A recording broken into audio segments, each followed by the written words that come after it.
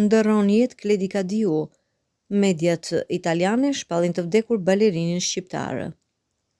Një gazetë italiane ka shkruar ditën e sotme se balerini i njohur me origjinë shqiptare, Kledi Kadiu, ka ndëruar jetë.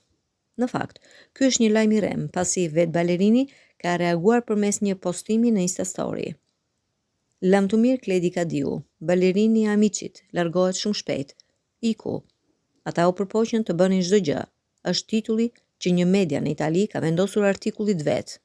Teksa Kadiu ka publikuar këtë në Instastory, krahas shkruan: "Më tregoni se kur do të bëhet funerali, kështu që të kaloj për të bërë një përshëndetje të fundit."